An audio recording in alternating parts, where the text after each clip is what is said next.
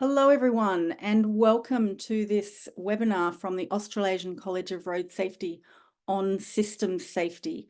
I'm Ingrid Johnston, the CEO of the college, and it's my pleasure to be having this webinar today to look at this really important issue. We have people joining us today from all over Australia, New Zealand, and several other countries around the world. So wherever you're joining us from, welcome. I'm on Ngunnawal country in Canberra, and we acknowledge and pay our respects to the many First Nations of Australia who continue to be the sovereign custodians of their countries and the sovereignty of the Maori in New Zealand. We acknowledge the ongoing traditional custodians of the lands on which we live, work and learn, and pay our respects to elders who've passed on the legacy of knowing and culture to the future generations. May this sharing of knowledge through Mataranga Maori and Aboriginal and Torres Strait Islander ways of knowing, being and doing guide you with wisdom and courage as it enhances our collective futures. So this webinar today follows on from a conversation that we pretty much just started at the conference last year, where there was lots of enthusiasm to look at this issue, but there just wasn't enough time. So it's fantastic that we're able to continue that today, and we have a great lineup of speakers to help us do that. So first of all, we'll have Paul Salmon talking about an introduction to systems thinking. Then we'll have Anne Williamson outlining the policy problem. Then Martin Small will give us an overview of the policy position statement. And then we'll go into some practical examples of what would this look like in practice. So Brett Hughes will take us on an example in railway level crossings, and then Gemma Reid will give us an example in drug driving. That all should take round about an hour, and so then we should have just shy of an hour left for some discussion, and we're really hoping for some really robust discussion today. The chat function has been enabled and we have the Q&A. So please, as we go through, put your questions into Q&A and Martin will lead us through a discussion when the presenters have finished. You can vote for your favourite questions so that we can see which ones are the most popular, and we'll do our very best to get through as many of those questions as we can. So without any further ado, I will hand over to Paul. Thank you. Thank you, Ingrid. Afternoon, everybody. Thank you for coming along, and I really appreciate the opportunity to speak today. So as Ingrid said, my job today is to introduce systems thinking to you all. So I've got 10 minutes, strict timing, so I'm going to get into this straight away. So systems thinking, so I have a quote on the slide there, which is a quote I really like. It talks about it being a discipline for seeing wholes, a framework for seeing interrelationships rather than things, for seeing patterns of change rather than static snapshots. And really, I think there are two key principles. There are lots of systems thinking principles, but there are two key principles that we're kind of touching on today. And the first one on the slide there is that both safety and adverse events are what we call emergent properties or behaviors that arise from interactions between system components.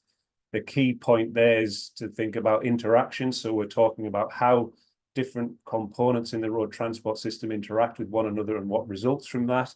And then the second part about that is that by components, we don't just mean road users, vehicles, road infrastructure, and things that happen on the road. We mean all of the components that are required for a transport system to function. So we have things like stakeholders, rules, funding, policies, standards, guidelines, et cetera, design processes. So we're talking very broad about components there. The second kind of key principle, which we kind of are across in road safety, is the fact that there's a shared responsibility for safety that spans all levels of the complex system. So basically all of those components in the transport system, up to and including regulatory bodies, government and international organizations, are co-responsible for either poor performance or optimal performance. And those will be principles that flow through my slides. So what does systems thinking tells us? One of the key things it tells us is really that we can't understand behavior in any complex system by just studying the components or the parts in isolation. So what we need to do, as shown on the quote on the slide, is really look at the interactions between those parts or components. So you can see interactions is kind of a key theme here. And then what behavior emerges from those interactions. And we've all seen, you know, the diagram of the elephant where we've got lots of different scientists looking at different parts and coming up with very different conclusions. So that's what it's talking about. You know, the behavior of the system as a whole is what's of interesting. So if we can imagine this elephant here as a complex road transport system, we could actually even take the blindfolds off there and imagine different practitioners looking at very different parts of a transport system and coming up with very different conclusions as to why it behaves as it does. The second kind of element of that is that we need to understand the systemic structures that exist that drive behavior. And what happens basically in a complex system is you have structures which creates patterns, which results in events. And typically what we have is decision-making being based on the events and what we understand about the events rather than the systemic structures. And systems thinking is really about trying to get at what those systemic structures are and how they drive the patterns and the events.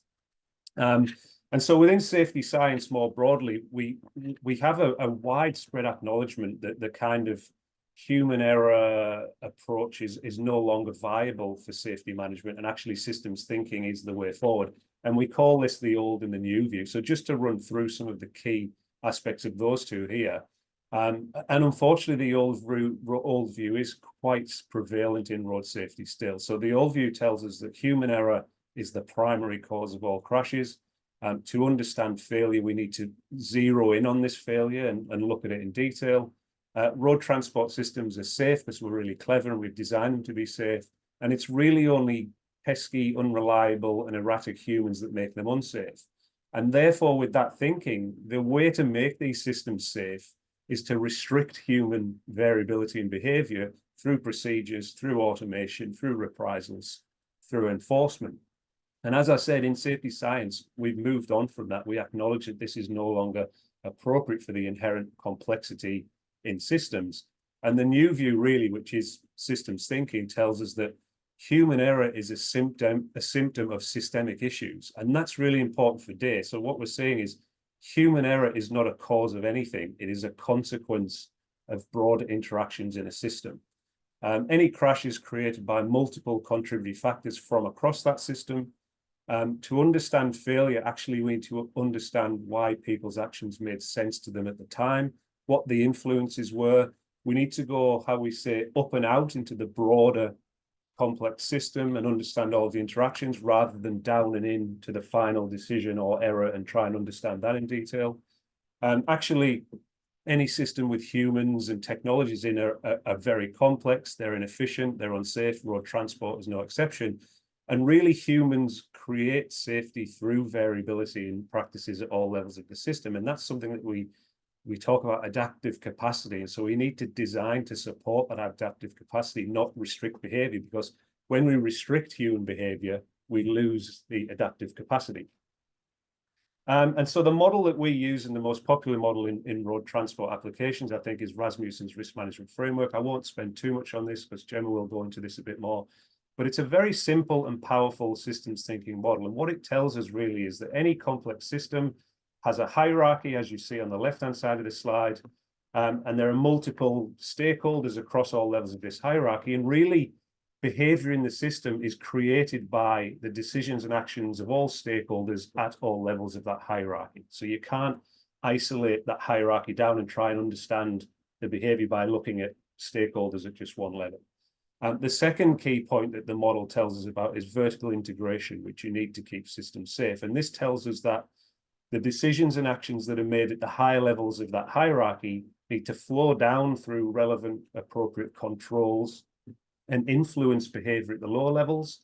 And then information on how the system is performing needs to feed back up and inform decision-making at the higher levels. And the model tells us that without that vertical integration, we lose control and bad things start to happen. The right-hand side of the slide, I won't go through that because Gemma will touch on that, but basically that tells us that there's an element of systems, complex systems, it's called migration, where behavior at an individual level, but also at a systems level, is slowly migrating toward and away a safety boundary based on various influences. So on the slide here, we've got economic pressures, and workload pressures, but there are many others. So the system is always gently being pushed towards an unsafe boundary. In practice, this is what the hierarchy looks like. I don't expect you to try and read that slide, but it's telling us this is the road transport system in Queensland. Basically, the nodes in that model are all of the different stakeholders at the different levels of the hierarchy. On the left-hand side, the arrows down are controls and the arrows going back up are feedback mechanisms. It's extremely complex, but it tells us if we're going to talk about things like a shared responsibility, we need to understand how all of these different stakeholders interact and how their behavior influences safety on the roads. The model has some very clear statements about crash causation, which we've tested in various road safety contexts, and they stand up. These are basically on the slide here. So as I've mentioned, road safety is influenced by the decisions and actions of all stakeholders, not just road users. Crashes are caused by multiple contributing factors, not just a single poor decision or action or error.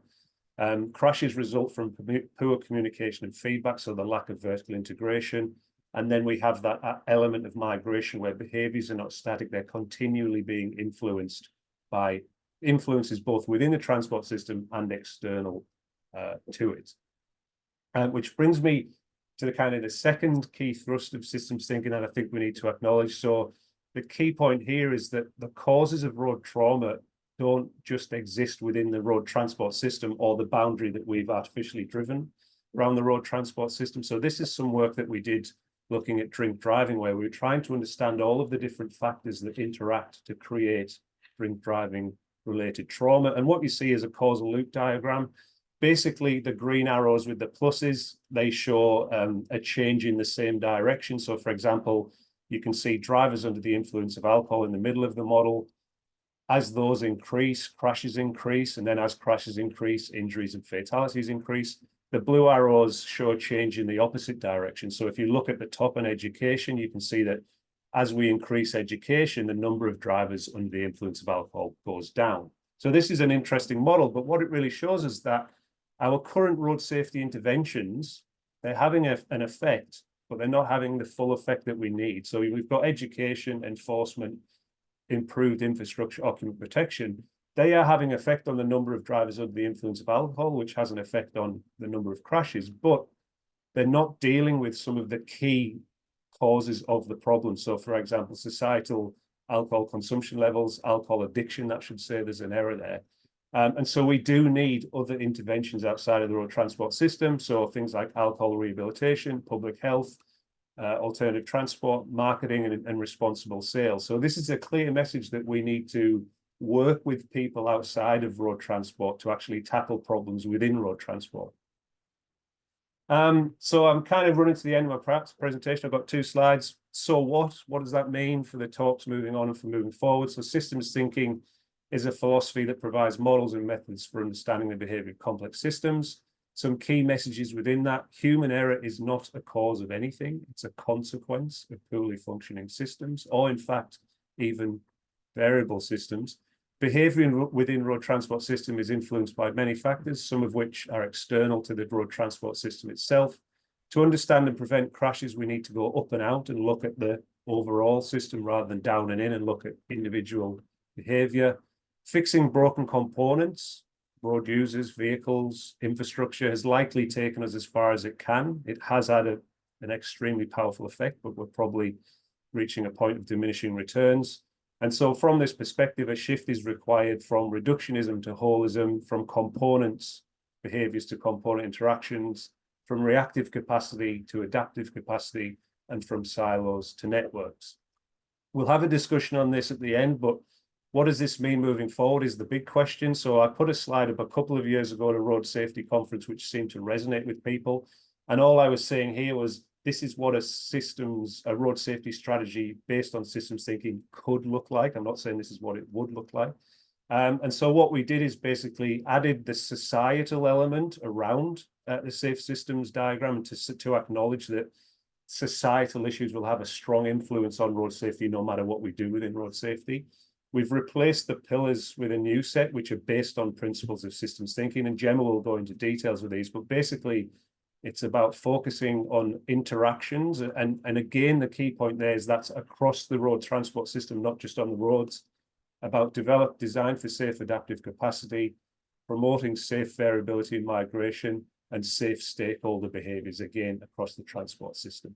And Gemma will talk through that a little bit more. So I'll finish my slides there. Thank you. Thank you, Paul. And now we'll go to Anne to talk a bit more about the policy problem we're looking at.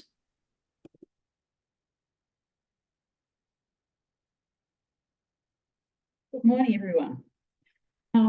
My task is to explain why, I guess, we're here today, what it is that we're trying to do with a new approach to thinking in road safety. And I just listened to Paul's talk. I think you may already be seeing how our current safe system approach actually differs from systems thinking. But my job, I guess, is to summarise what I think those differences are and what we need to do to modify and expand our capacity to improve road safety. This is, now I'm having trouble actually, here we go. I think everyone's familiar with this slide. It summarises safe system. In a nutshell, I think there are two major things that components to what I think we're suggesting in terms of a new way of thinking about the frameworks for road safety. Let's just remind ourselves, first of all, that a safe system approach involves basically usually three parameters, and I've put them side by side here, but we start with the premise that people are going to make mistakes. We then move on and say, well, humans are frail. You hit them too hard and they'll be seriously injured or worse. And what's needed as a result of that is a forgiving road system. That is, we need to ensure the forces in collisions are within human tolerance so that we don't have deaths on road, although we may well have injuries.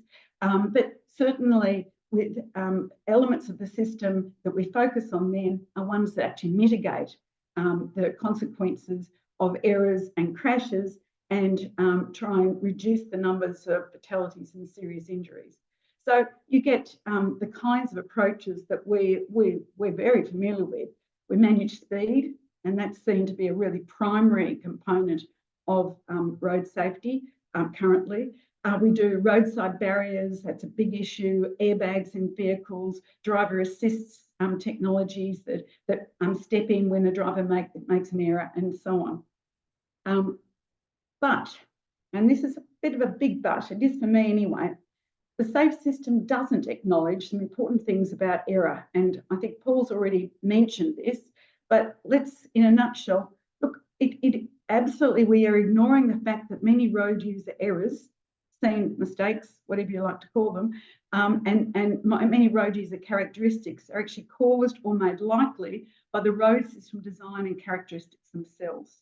So we have factors that confuse and distract or overload the driver, and that is what actually causes the mistake. So you get things like speed limits that are inconsistent with the road design. You get confusing signage, such as the picture on a road that I travel relatively often, and you look, that's amazingly confusing. You'll note that there's a 40 kilometre per hour sign in amongst all that other clutter. Visual clutter around roadways, poor and confusing vehicle controls, and so on, are all factors that actually cause the error, and they emanate from within the road system. So that by saying, oh, errors are going to occur, it just ignores the fact that many of them will occur because of the way we design our road system. In contrast to that, we also ignore the fact that road users actually play an active role in avoiding crashes. Paul was talking about humans can adapt.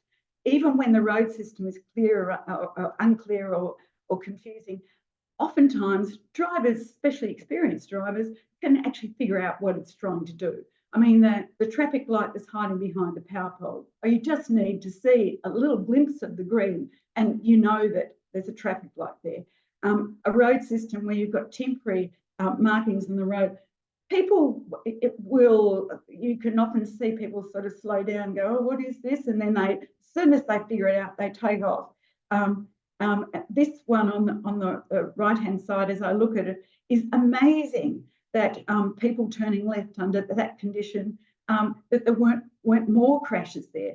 Humans are actually quite good at actually coping with a road system that is confusing and unclear and may even be distracting. They can manage to produce good behaviour and successful performance, and we forget that by saying, oh, just errors are inevitable, is really missing opportunities for us to actually do more, much more, to actually make a usable and safe road system. The second component, that's the first component that I think we're addressing here. The second component is that road safety isn't just about mitigating the consequences of crashes. It's not just to say, oh, you know, errors are going to happen, we've got to make sure that they don't have sad consequences. Mitigation is, we need it, absolutely, don't stop doing it, but we also need to put much more effort into prevention of crashes, so that the safe system approach of errors occurring, action to reduce the consequences and mitigating crashes is a step in a direction that's certainly not wrong, it's just not enough. What we need to do is expand our approach to include prevention of crashes. We need to be taking the top sequence of arrows here, where a road design system is designed to be usable by road users.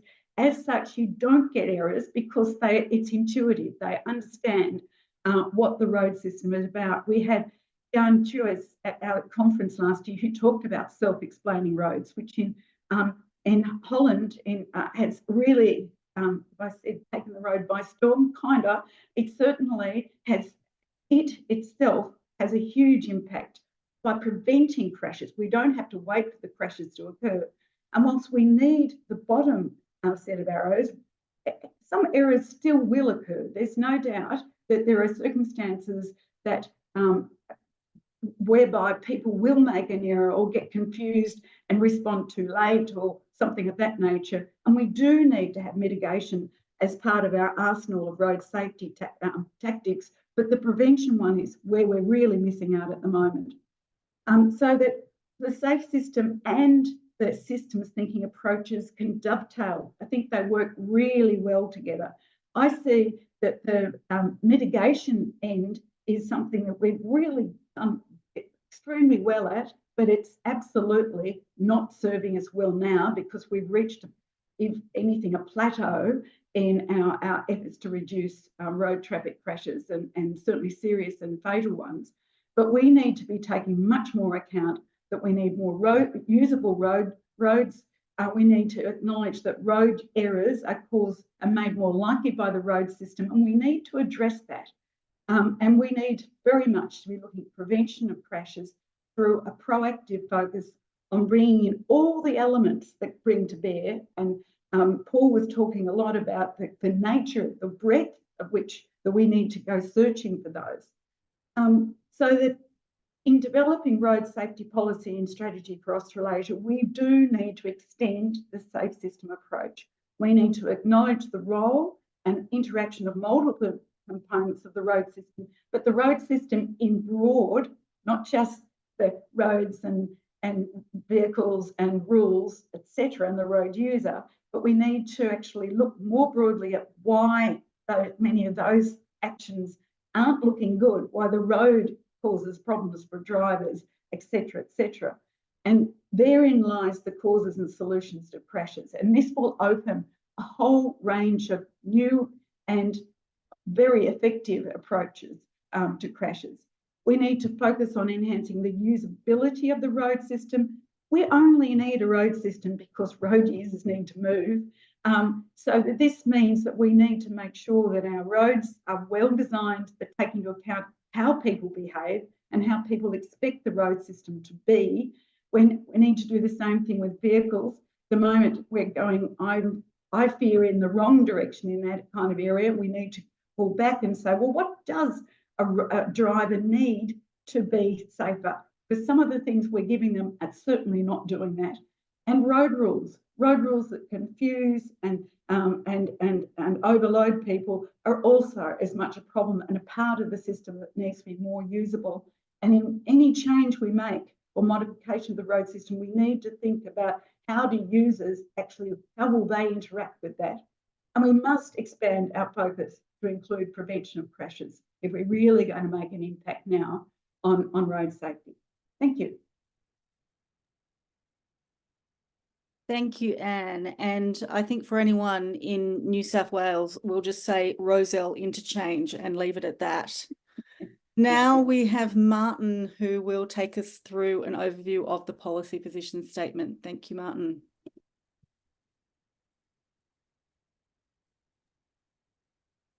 Thanks, Ingrid, and welcome everybody. It's great to have such a fantastic turnout for this, what I think is an important webinar for the college and for road safety.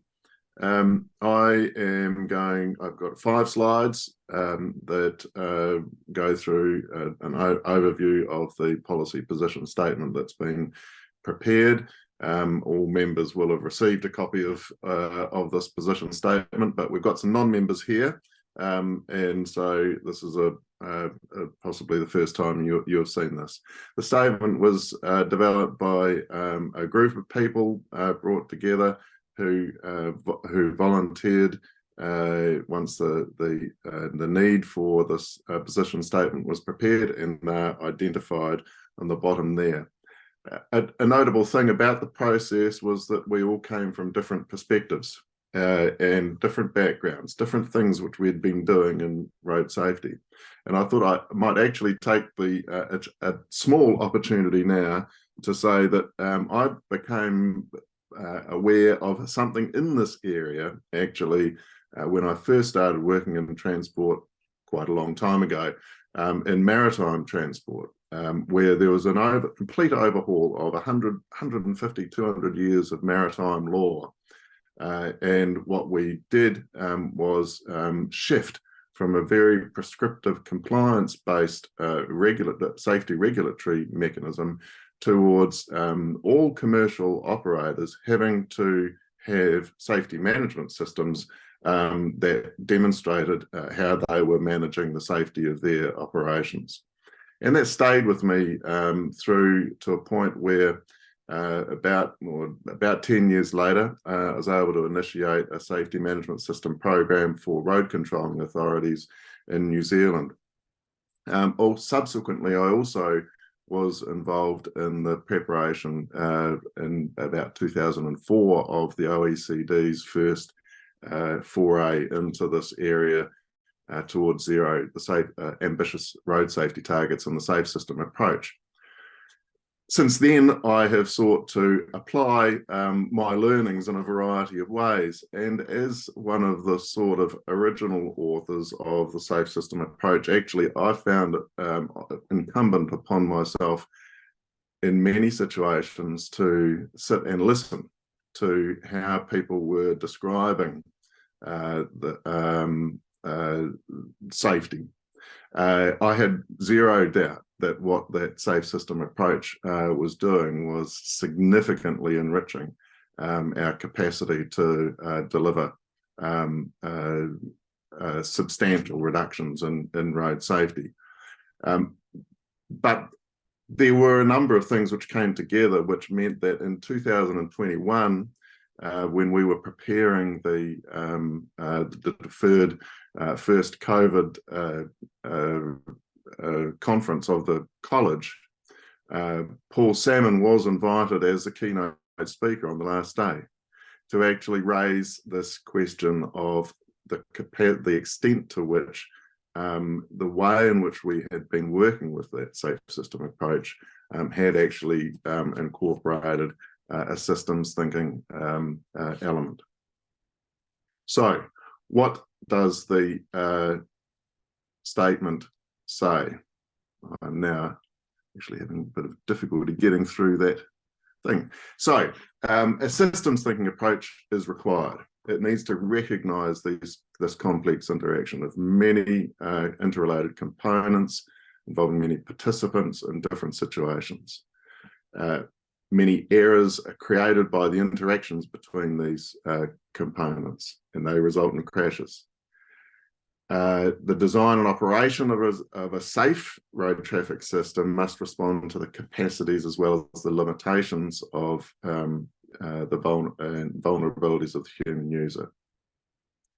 And to understand the causes of crashes and injuries requires understanding the interactions but in the traffic system and other aspects of society.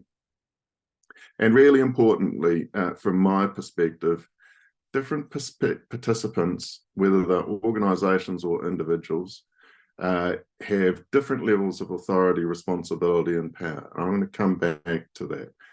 They should apply systems thinking in developing countermeasures which reflect their control and influence.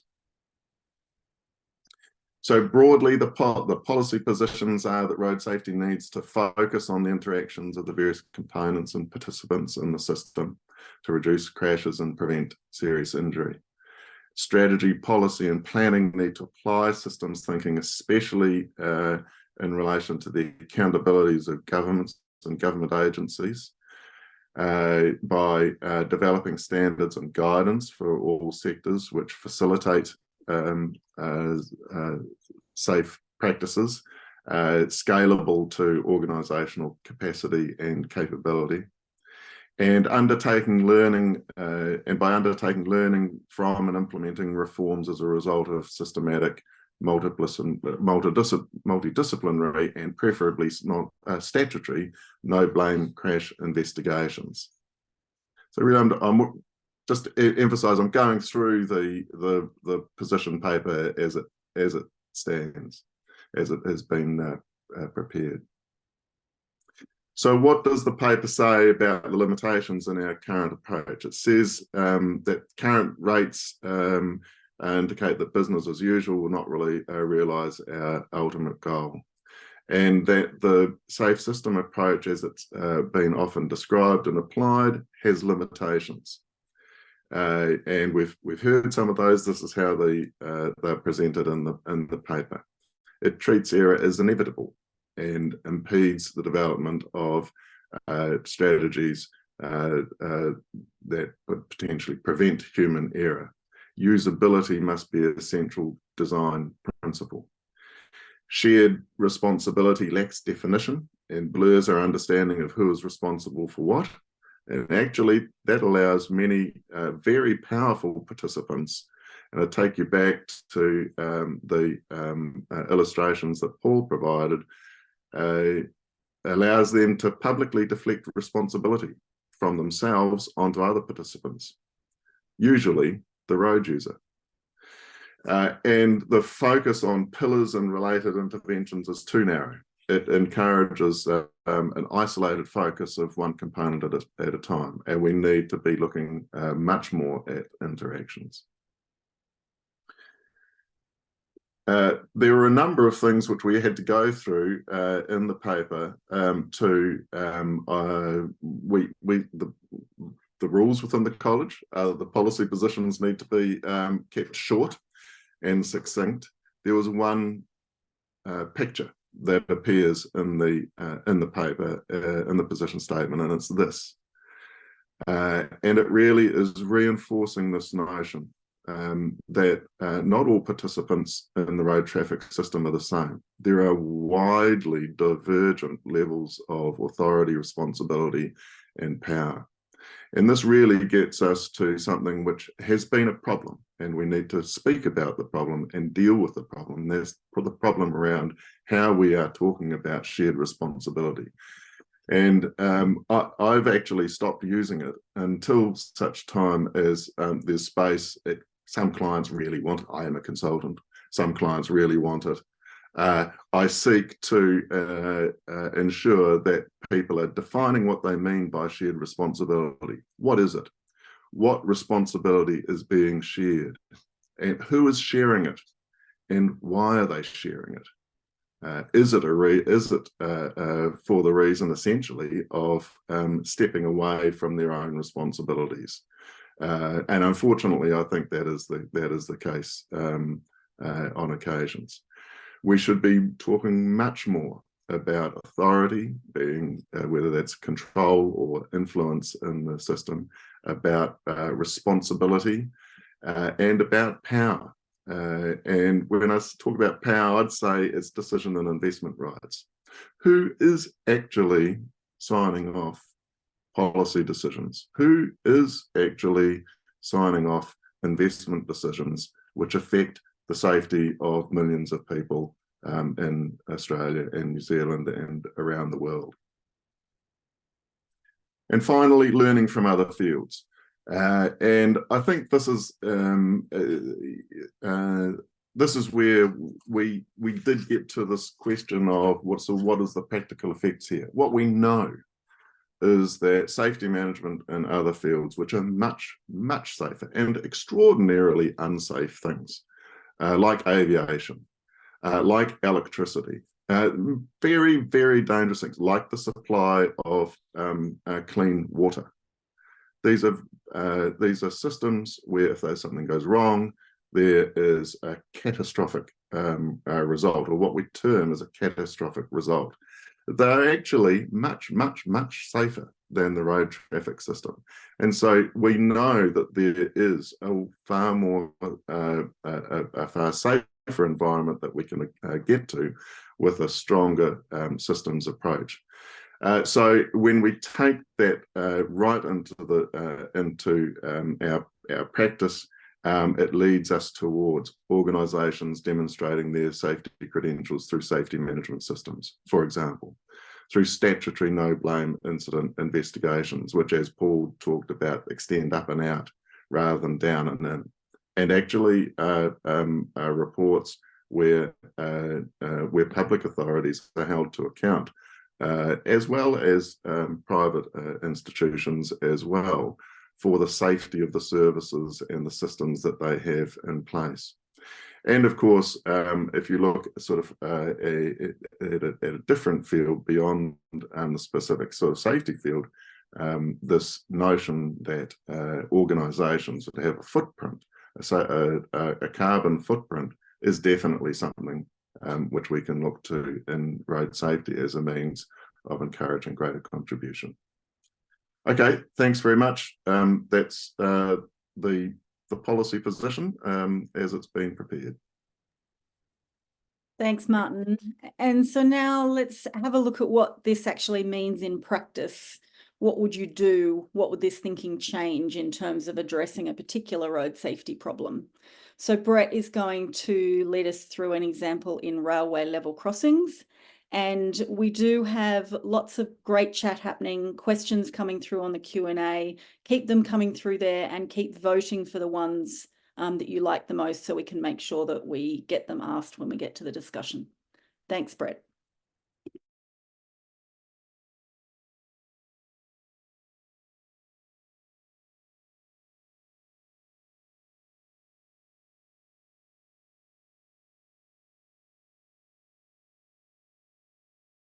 Brett, we can't hear you. That's better. Thanks for having me. Thanks, Ingrid. Thanks for the panelists for providing a great foundation. I'll just give you an example. I'll give you a high-speed example of a systems approach as it applies to level crossing safety. Level crossings are a complex topic, so I'm going to avoid too much detail. There's much more in the slides. I'm having trouble changing slides. Right, that'll do. There's much more in this topic than I can talk about today, so there's going to be a lot that's unsaid. The crash in the picture occurred on New Year's Eve in South Australia, where 2 train crew died and it closed down the interstate railway line. Most people don't appreciate that it could have been the Indian Pacific train which would have resulted in a catastrophe. At some point, we are likely to have a catastrophic level crossing crash in Australia, perhaps the worst land transport crash ever. Level crossings are the highest risk to public safety besides trespass and suicides. There are about 5 deaths and 6 serious injuries a year, and the numbers aren't improving. there are about 19,000 level crossings in Australia that don't have active control, so they only have stop or give way sign control, which means they rely on road users for safety. Unlike most road crashes, level crossing crashes have the potential for a catastrophe, as I said, with dozens of people being killed or seriously injured. A systems view would clearly define the purpose of improving level crossing safety as something like eliminating deaths and serious injuries from these crashes, but we need to get more specific about where and how. So it's complex. Road safety is complex, and a systems view would assess all of the components of the system that affect safety. But what exactly is the system as it applies to level crossings? Road safety is complex too. Sorry, rail safety is complex too. There are no simple solutions. There are multiple parts, participants, causes, and tools applied. So the national strategy, is shown on the left, for level crossings, shows 4 pillars of safety, which mean there would be 6 interactions between them.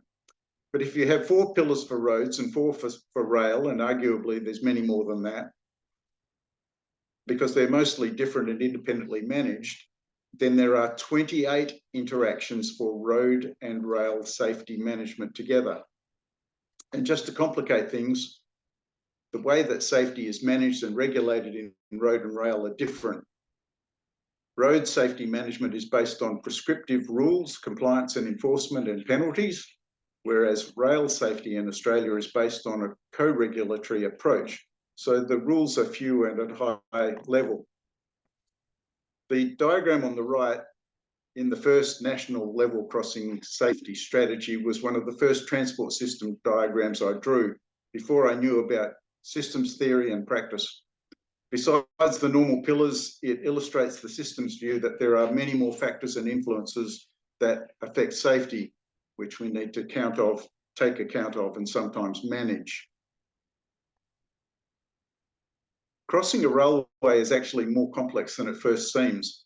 A driver approaching a crossing goes through several stages and needs to successfully complete several tasks, including identifying the crossing and the type of crossing, adjusting the vehicle speed, looking for and identifying a train or stopping at lights, estimating the speed and distance if there's an oncoming train, deciding if there's a safe gap, and then crossing safely. All of these stages require suitable information about the crossing, the train, and so on. And they all require a variety of skills, knowledge, and experience.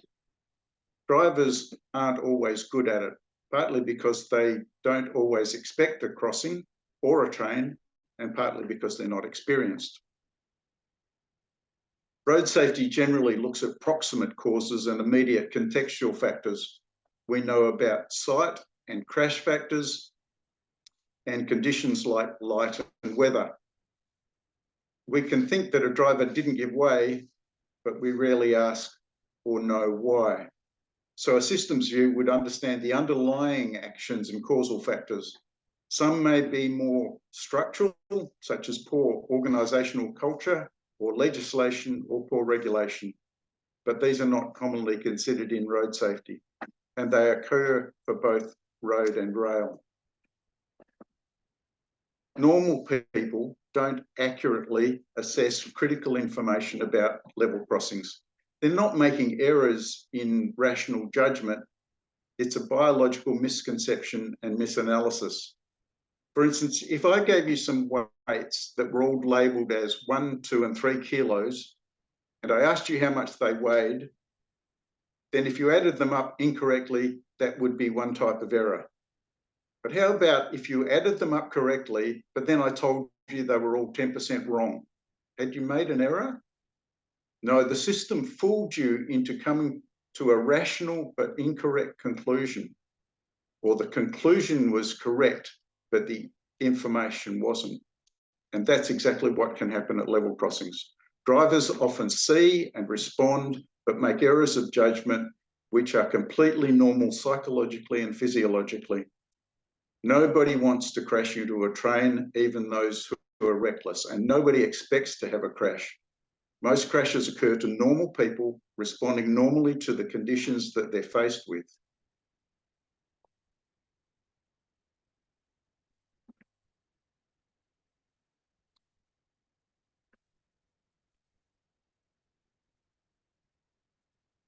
These are charts of experimental observers estimating the distance to the first observation of a train and the distance to when they noticed the train that was actually moving, which is closer. Like many experimental trials, the observers were alert and not distracted and were expecting a train. So it firstly demonstrates poor experimental design in the sense that it has significant limitations, but rail safety relies on information like this. But it particularly demonstrates that even these observers typically overestimate the distance to a train and underestimate the speed of a train. And that's a deadly combination. But it also illustrates that there's a very great variation in the observations too. We are not all the same. So who is involved in improving level crossing safety? Martin and Paul have gone through a whole range of participants. There are many more than perhaps would first come to mind, particularly things for standards and perhaps insurers, and we need research on better causal information. We talk about shared responsibility, and the National Road Safety Strategy includes the social model, but we don't know how to apply it, so it's never really been put into practice thoroughly. And rail safety is worse. As Martin described, a systems view would involve all of these participants and possibly more. Now, the quote on the right is from a very senior official. Firstly, it's factually incorrect about causal factors. And secondly, I consider it to be narrow-minded about solutions because it's effectively blaming road users. It's pretty appalling and possibly offensive. All of the participants in the system who can contribute need to have good skills, knowledge, experience, and importantly, attitude. Road safety typically reverts to what we know, mainly road engineering, driver enforcement, and educating road users. A systems approach would say that we need to continue to do those things, but there are additional things that need to be done. For instance, in level crossings, better regulation, better standards, better government oversight, especially from ministers, application of low-cost warning systems, more research, especially about causal factors, and implementation of known solutions such as better reflectors, lighting, and outline lights. A systems approach would apply all of the best countermeasures and controls.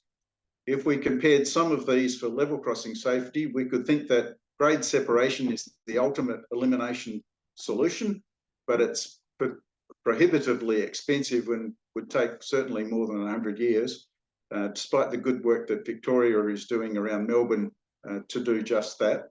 And even upgrading the most dangerous crossings would cost a huge amount. Similarly, upgrading crossings to lights and boom gates would cost around $19 billion and probably still take 100 years.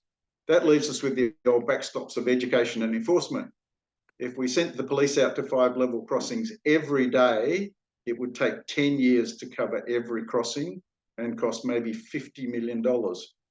But at least that would create employment. At $10 per driver, education would cost about $200 million and needs to be continuous.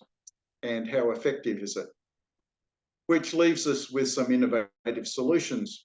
The one that hasn't been progressed very well and is very out of date is train visibility, lighting and conspicuity. It's very important to give road users the best possible chance to see trains so that they can respond safely. We could improve train visibility for a cost of less than $55 million, and we could certainly do it in less than 5 years. None of these solutions are perfect. Some are more affordable, some are more effective, some can be completed in a much shorter time. So in finishing, let me say, if ever I can be of any help to you about system safety and level crossings in particular, let me know. If you'd like a copy of the presentation, I think they'll be distributed, or you can contact me, or you can follow me on LinkedIn. And I'd just like to pay my tribute and acknowledge the organisations that are supporting better level crossing safety, particularly for lighting and visibility, and the regional campaigners who campaign tirelessly for regional road safety. Thanks very much, Ingrid. Thanks, Brett. And now we'll have our last presentation from Gemma looking at an example in drug driving. Thank you, Gemma. Thanks very much, Ingrid. And I should say, actually, last minute changed my topic a little bit to expand it out a little bit more beyond drug driving, but to look at, I guess, the fatal five as a whole. And what does systems thinking, how can we kind of operationalize systems thinking a little bit in relation to those fatal five behaviours in terms of reducing or mitigating those behaviours? And I won't go through the fatal five. I think we're all pretty familiar with them. I've put some pictures on the slide to kind of remind us. But what I wanted to focus on was sort of towards the end of Paul's presentation, he talked about, you know, a potential new version of the safe system approach being the systems thinking approach. And we have these sort of four new potential pillars that could be used to create a systems thinking approach to creating safe road system behaviour. And what I wanted to do is just sort of take us through each of those pillars and think about what they might mean in relation to some of the fatal five behaviours. So if we start with the idea of safe interactions, and I think a lot of what I say is actually going to build on what others have said already. But when we're thinking about safe interactions, it's about sort of really thinking about the different road users that we have in our system, their different characteristics, their different knowledge and experience, the different states that they might be under that might relate to the fatal five, things like distraction, fatigue, being under the influence of alcohol or drugs. And really importantly as well, thinking about their different tasks and goals as they're going about what they're doing within the road transport system. We've also obviously got different vehicles, and we've got our vulnerable road users in very different vehicles than we have in terms of motorised road users. And we also have our road infrastructure as well. And so we've got all of these different aspects of the system coming together in a dynamic way in the road environment itself. And so I think a key thing here is about that we really need to be designing these interactions between road users, and I would include the tram there as well, and the tram driver. So we've got a pretty complex situation here on the road. We also need to really take account of performance variability. So we can't expect humans to behave in a robotic way. They're not machines. They do act differently at different times, and they make decisions under pressure. And we've also got to consider, I guess, behavioural adaptation and unintended consequences of changes that we make. So anything that we change, for example, in infrastructure and in vehicles, will have an impact on what humans are doing. And I think it's important to think about, I guess, sometimes when we're looking at designing these interactions, the reason why we really argue that we've got to think about all these things together, not just focus on a safe road user or a safe road or a safe vehicle, is that it's sort of the philosophy that we come from. So if we're thinking about a really simple or closed system, so we might be thinking about, for example, just the bicycle. So just the bicycle on its own, it's not dynamic, it's not in use. When we're looking at that, we can kind of apply our Newtonian science principles. You know, there's a level of order and predictability in the world. We know that if we push the pedal, that the wheel will turn. And we can kind of break these systems down into their component parts and analyze them for the cause and effect relationships. And we can kind of expect a general level of linearity in that as well. But when we move our vehicles and our people into these complex open systems like the road system, we have these large number of interacting elements. We have these outcomes that are emerging from interactions and not just from the components on their own. We've got non-linearity. So, you know, very small decisions by road users can lead to catastrophic results. We have this dynamic system, and it's really, really difficult to forecast or predict what's going to happen with accuracy. But then in hindsight, it's very easy to look back and blame, for example, a road user for doing something. And I guess I wanted to say, you know, from what we've been talking about, other industries have really kind of adopted design approaches that help them to do this. So, you know, the idea of human factors integration or human-centered design is very common within aviation, within the rail industry. Here in Australia, there's rail standards around that, within defence, for example. So it's really saying, you know, there are sort of standard systematic methods that we can be using to really design those dynamic interactions. Our next sort of proposed new pillar, and again, as Paul said, these are not necessarily the new pillars, but as an idea, we've got safe adaptive capacity. And so adaptive capacity is really around the ability of a system to respond to changing demands and variances that are imposed by its environment. So it's saying that it's an open system, it's it's going to be influenced by its environment, and it's also means that it's resilient and it can continue to achieve its goals. When we're talking about changing demands, it could be things like economic pressures, societal shifts, changes in demographics like an aging population, or new technology being introduced, which we're really at the precipice of in terms of the road safety system. And so, if we want to kind of get to that adaptive capacity, it's also about acknowledging that human performance is variable and adaptive, sort of on the ground in the physical road environment, but also thinking about that adaptive capacity of the broader system as well. And just as one example, I guess, from a road user perspective, if we think about mobile phone engagement, Paul had presented this model briefly earlier. So it's Rasmussen's migration model. The idea is that we have a safe a space within this model where there's lots of degrees of freedom for behavior. So people have quite a lot of options and capacity to behave in different ways, make different decisions. But as their behavior can shift towards different boundaries. So we have the boundary of economic failure, and remembering this is kind of based from work systems. So this idea that if we shift too much towards certain things, we might start to lose money, for example, or lose profit or lose some edge over our competitor. There's also the boundary of unacceptable workload, where we're asking people to do too much. And so psychologically, they're not going to comply because it's sort of too much workload, too much effort. We also have this really interesting boundary around work practices and kind of what is considered to be safe. And in the mobile phone example, I'd consider that to be where we enforce. So, the touching of a phone in a vehicle, it's kind of like where we put our rules in place. But the real safety boundary is a little bit further out, where we're actually going to have our adverse event. So usually we put rules in to kind of protect people before they get to that adverse event where they're really, really at risk and something is going to we're going to have a crash, basically. And so there's this kind of land in between here, where if we set this rule boundary too early, people don't comply. And if we set it too late, we're putting people at too much risk. So it's a really interesting dynamic that we can think about in terms of how do we create systems that create sort of safe adaptive capacity within this safe area that is acceptable to people as well. And it's very, very challenging to do that. What we do find, and I think Anne touched on this, is that we try not to allow for adaptive capacity in our road systems as much as we can. We really look to constrain behaviour, and we put lots of rules in place. However, unfortunately, we know that a lot of those rules are not complied with unless there's really consistent heavy enforcement. So there's sort of a problem with design there, in my view.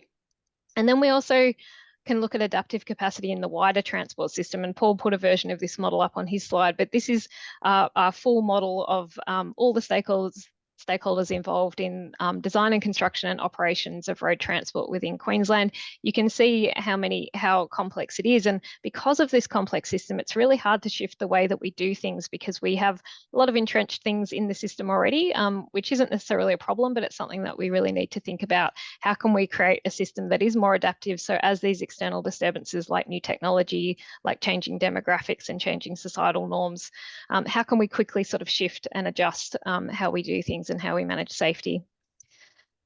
Our next pillar is around safe stakeholders, and we've sort of seen in a few slides that the whole range of stakeholders that are associated with managing road safety or playing a role in creating road safety.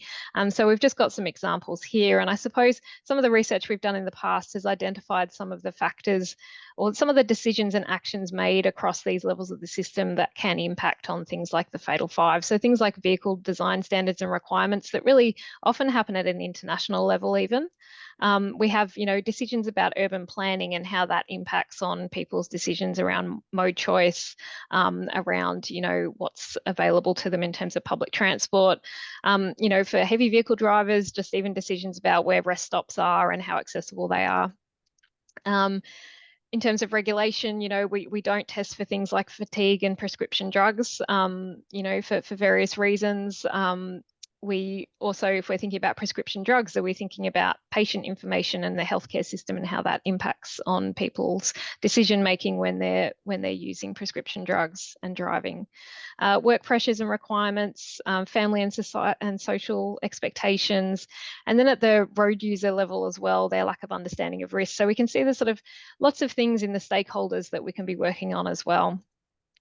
And safe variability and migration. So just as an example with the fatal 5 here, looking at things like fatigue. So, you know, in the US, they're collecting longitudinal data about people's sleep habits over time. And this is sort of old data here, but even between 2004 and 2017, they found significant increasing trends towards people having very short sleep times, so less than 6 hours. And so, you know, a lot of these people are probably on our road system, you know, assuming those trends are the same in Australia. So, you know, are we thinking about that variability in what road users think is acceptable in terms of having an amount of sleep prior to driving? Are we monitoring that? And how do we try to address and manage this mitigation, which really goes back to some of the societal issues that we were talking about before? We can also look at migration at the policy level and evolution at the policy level. And I think this sort of leads us into the next part of the discussion a little bit, but thinking about how we've gone over time from, you know, focusing on, you know, the nut behind the wheel and it's, you know, people kill people, vehicles don't kill people. And then really focusing more on vehicle crash worthiness. How do we design vehicles that are safer for people? Moving perhaps towards the 3 E's, and when we started to look at road user behaviour as well, education and enforcement, as well as the engineering side and infrastructure engineering, to the safe system approach, trying to bring some of those things together in a framework.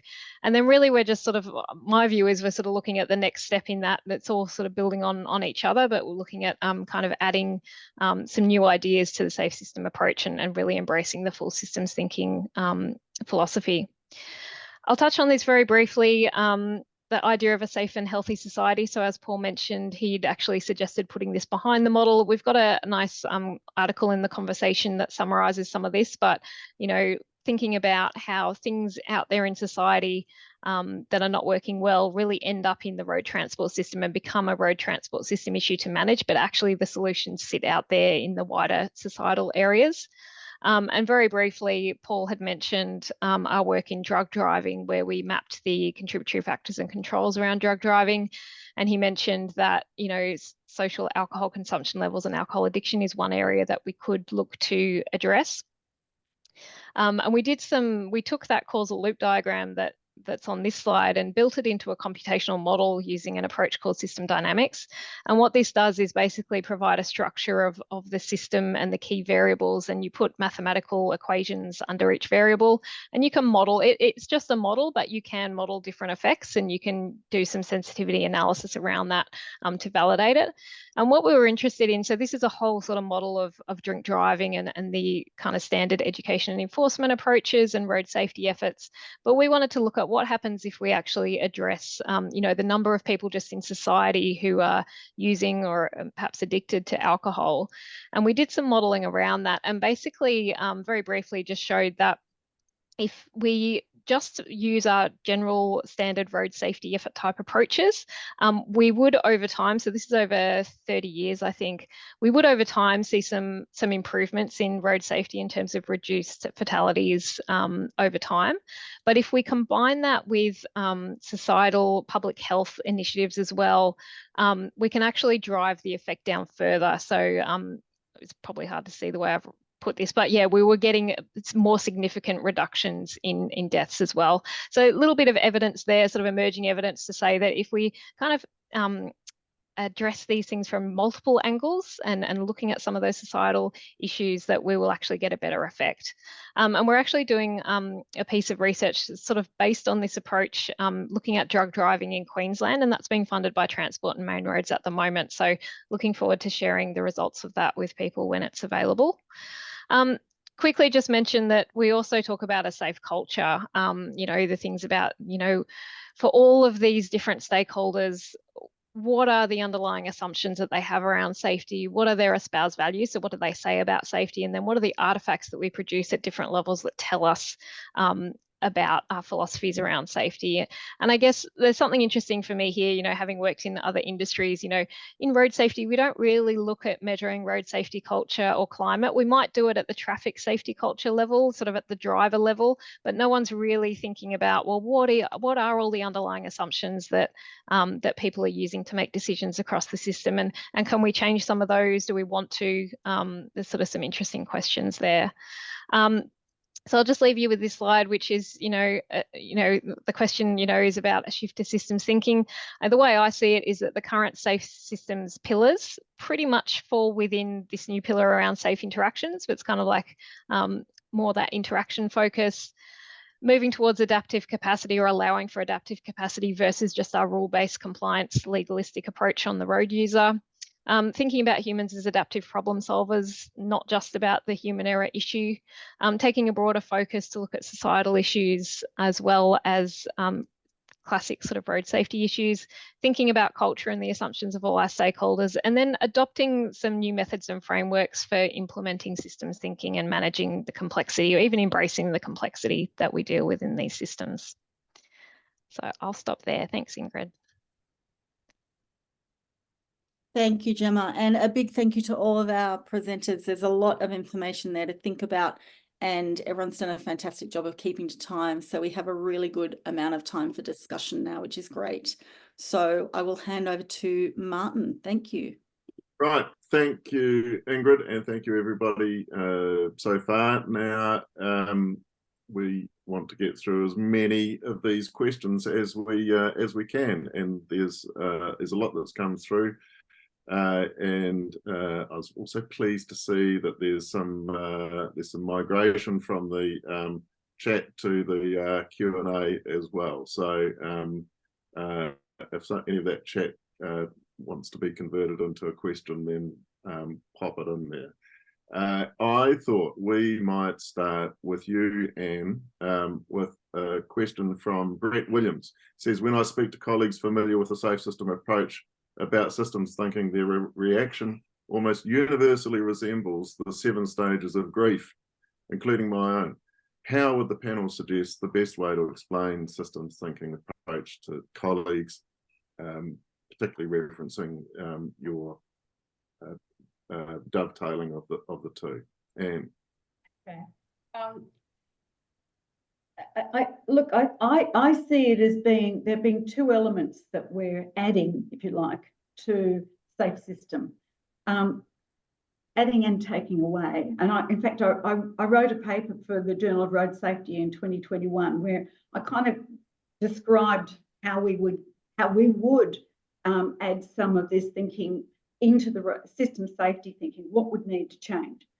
The very first thing that we must change, we've got to stop saying that people will make errors, who will make mistakes as a QED, and we move from there, because that's only led us down the path of with mixing it with human frailty and the need to move our activities to make sure that people don't die as a result of the error that they made.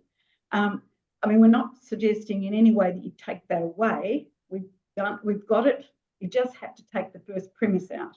And in fact, in that paper, I just went and checked after I saw Brett's question. I've suggested that we change that people will make errors to people will make mistakes for many reasons. In designing roads, environments, vehicles and road rules, we need to design for human capabilities and limitations to avoid increasing the likelihood of errors. So one of the primary things that we can dovetail this, we've got to start looking at the way our road system, and I'm talking about whether we're talking narrow, as we currently we're arguing, narrow as in safe system, or broad in a more systems thinking, because I'll get to that bit in a minute. But it's really important that we remember that we're talking about the usability of a system, that anything we do needs to be saying, well, how are people who use this going to respond? Because anytime you say, oh, they'll get used to it, it's not good enough. We simply, and that, or, oh, well, we'll just make sure people don't die. This is just, it's not good enough. We need to take that element out And then we need to add a usability way of thinking and that includes, yes, the humans have adaptive capacities, but we've got to be careful that we don't just say, oh, people will cope, people will figure it out. You don't do something where it's likely to increase the error. We need to understand what users can and can't do, like the rail system, the train. I mean, people aren't very good at judging the speed of trains. It's a human trait. It's something we can't do. We need help with it. An obvious solution there is to get the train system to make some changes, which brings us to the next point, which is we simply take safe system and we broaden it. Yes, we do the mitigation, but we also do a whole lot of things that will actually do what I'm asking for, which is to prevent people's confusion, distraction, and so on out of the current road system itself, so that we're thinking beyond just the road, the vehicle, the road rules, and the road user. I mean, a good example might be, I happen to be reading a document that Austroads got out at the moment. It's a good document on alcohol and drink driving. And in that, it's a safe system approach. The thing that's missing, and I was really shocked to see it, it wasn't acknowledging some research that I'm very familiar with in New South Wales, where they took it beyond the thinking about the road, the driver and road rules. They took it to looking at where it was that drivers had been drinking before they either had a crash or they were found to have offended. There were high alcohol readings on breath testing. And they went, this is in the Hunter region in New South Wales, they went and worked with the purveyors of alcohol and said, you're not doing what you're meant to be doing, which is you're letting people leave the premises, having given them the alcohol, and responsible service of alcohol is supposed to prevent that as well. But this is thinking beyond where a safe system necessarily would normally take us. And it's a simple approach, but it's getting to the heart of the problem. You don't have people getting to their cars with too much alcohol in their system, and they're far less likely to have a crash. I mean, there's lots of other examples, and Gemma talked about, in the Fatal Five. I could go on and on about how we might talk about fatigue management, which, Martin, I will not. I will stop now. Good on you, Anne. Remarkable self-restraint. Now, no, it's not remarkable. But I think that there's a couple of things there that Anne just said. Actually, let's stop just starting with everything from drivers make mistakes. And also this other clear thing about actually ensuring we're seeking to prevent the things which are going wrong in the first place. So I'm going to put two questions together, actually. One of them is the most popular question so far. And Paul, I wondered if you might have a go, and we'll see what the rest of the panel does. There's a quick new question from Michael Tins. He says, how do you design an advertising campaign to inform the public that bad systems thinking kills? And how do we sell this to politicians? Actually, the most popular question is somewhat related. Oh no, it's still the equal most popular. From Rachel Goodsell. She asks, as policymakers, separating the road system into pillars is a simple way to communicate our policies to stakeholders. How do we take a systems thinking approach to communicating our policies without becoming lost in the complexity of the interactions? Paul, do you start us off on that? I think that's a really important point to discuss. Yeah, no, that's an interesting question, and we've kind of tackled this issue in other sectors, I think. So there's various approaches you can take. I think the first point to make about the response to that question is the communication has to be across all stakeholders. So we have to kind of understand that we have different stakeholders across a transport system who have different needs, different experiences, different understandings.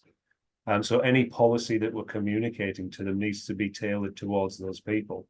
And so, Gemma, for example, has done work previously about how you educate different stakeholders in a rail system about systems thinking. And I think there is a piece around that that's needed for road safety. You know, we have to understand who's in the system, which we kind of already do with all these models we've put up, but then we need to think about, well, how do we educate these different stakeholders at different levels about systems thinking? What is systems thinking and the road safety strategy and whatever pillars we have in that? What does that mean for vehicle designers versus a policymaker versus someone who works in standards versus someone who delivers driver education? So I think that's a really important piece. It's really understanding. It's not just a one-stop shop for everybody. I think if we do that, we'll fail. I don't think we'll get the message across. Yeah, I think that's basically my response to that one. Yeah. Would anybody else like to start a contribution there, Gemma? And then we'll go on to the next question. Yeah, I'd love to jump in. I think it's a really great question. And now that I'm reflecting on it, I wish I'd thought about it for putting my slides together today, because I was thinking about, it's so nice to have narratives, isn't it? Where we've got a story, a particular case study where, you know, things have worked well. And so I think, you know, as Paul said, definitely pitching it towards the different audiences, but actually presenting stories, as Anne talked about the Hunter Valley, you know, and how that worked. You know, I think that's a great way of engaging people and making it real for people as well. Great, thank you. So we'll go on to a related question from Kathy DeCouris. Safe system approach was formally adopted 20 years ago in Australia. However, the people who work in the field who to this day don't understand any safe system thinking.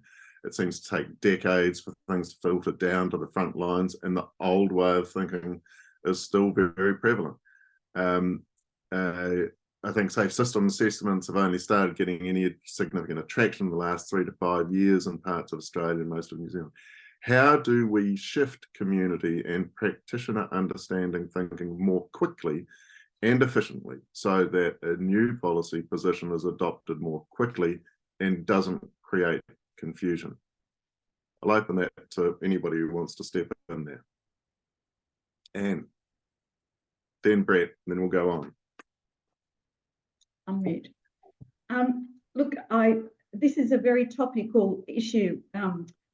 I think I'm allowed to foreshadow. Then the next Journal of Road Safety, there's an article actually which you might all want to have a look at. You should always read the Journal of Road Safety, of course, but there's an article there that is talking about people's whether or not how well the safe system is being picked up by practitioners. It's a nice survey, it's a nice piece of work, where they definitely found there were about a quarter of people who basically never heard of it, who work in road safety professionals. So, I mean, this just reiterates, I mean, it doesn't help in some ways because it just tells us we've got a big problem, but it confirms that we have a big problem, so that in some ways, if, you know, safe system hasn't kind of got into people's heads and we're 20 years along, what are we doing? Well, the answer is that along with talking about, you know, new, different, slightly modified and or expanded ways of thinking, we have to back it up with support for people who are actually trying to do the best they can in road safety, which is all of us, of course. And I could just mention that the college is currently working on a project to build capacity for road safety in terms of good training and a holistic view of how you do road safety, what's important and how you do road safety. A project, we actually have some funding out of the federal government, yay, and not a lot, but there's a project that's about to start where we're actually going to try and back up these ideas and road safety generally, and back up and support our members better so that we can be better road safety professionals and have the influence that we want to have. Great, thanks. And Brett, and then Paul. Yeah, so I'm going to answer a couple of questions because they're around the same theme, and they'll reflect on some of them. Firstly, we've got to get out of our comfort zones because when we're talking to people, some of them don't have the same perspectives that we have. and we're often preaching to the choir using our own language rather than relating to them in terms of where they're at, how they think, engaging in their forums, not in our forums and so forth, as David Wilkins raised as well. I find it most useful, as Gemma alluded, to give some relatable examples. I saw an analysis of a truck crash, and it had been through some investigations, and the first thing I asked was, did the truck have underrun protection bars? And nobody knew, and the safe system processes would not come to that question, and therefore wouldn't come to the conclusion that better vehicle safety standards might be a good solution. So I find examples really valuable to relate to people and their own problem. The second thing is to demonstrate that what the problem is. You know, road safety hasn't been improving for the last 5 years, 10 years, and that's typical across many developed countries. So we've got some problems. And then we need to go through what people often describe as a behaviour change practice, whether that's the theory of planned behaviour or COT or any number of things. Describe what the change is, describe why there needs to be a change, raise the awareness, create the motivation, practice, encourage, provide examples, provide the training, and in some cases, we need to make it quite adaptable. Someone alluded to safe system being a very applicable coming out of road safety agencies. I'd say that it's true for government as a whole, but I've listened to a lot of people saying, I'm in a school trying to do road safety and I don't know what to do with safe system. I'm in a local government and we've got much more different, diverse, difficult circumstances that we easily deal with by trying to apply safe system. So there's some thoughts for further action. Thanks. Right, thanks, Brett. Paul. Thanks, Martin. Yeah, if I reflect on a kind of similar journey that we've been on in the area of what we call led outdoor recreation in Australia, where we've kind of taken the sector through a process of transition from a very kind of, you know, error-focused view on incident causation through to systems thinking, you know, and we've had a program for about 14 years in that area, and probably it took 10 years, I think. So the first point is it takes a while. We did all the great things that have been suggested by the panel members: workshops, blog pieces, industry pieces, success stories, narratives. But the key thing that we did, not by design, I don't think, it just kind of emerged, was we had what we call industry champions. So, you know, it's all very well, and I acknowledge that I kind of live in an ivory tower with very little understanding of how the real world works. You know, I'm not there day to day living and breathing the real world. So basically, if you get a bunch of industry champions who work in the field on a day-to-day basis, and they come along for the ride, they are then in the field every day pushing the message out. So it's, you know, I think what we need to do is come up with a way of getting our systems thinking champions who currently work in road safety practice. So it's not academics just saying you need to do this, this, and this. It's actually people living and breathing and doing it. And I think once you have those people, it's a real snowballing effect, because they can really demonstrate how their work has implemented it and what the results are, and other people will join up for the ride. And that's really what was the difference, I think, in our project in outdoor recreation, was industry champions. Great, thanks, Paul. And I think, again, sounds like we should all make doubly sure of reading the journal when it comes out, the road safety journal when it comes out. And it is good that we've got to a point where we can put together something which is an education piece for the profession as a whole. And one of the things that I think it's also important is that we embrace the complexity. So various people might be going through Brett Williams' 7 stages of grief, but that might be just where we are as a profession now. And so we have to deal with that. I'm actually going to ask somebody who feels confident to answer this question, but I think it's quite important. It's from Stephen Murnane. He says, my wife was almost killed by a driver going through a red light. In court, the driver admitted to seeing the red light, but proceeded anyway at speed, 6 seconds into the red.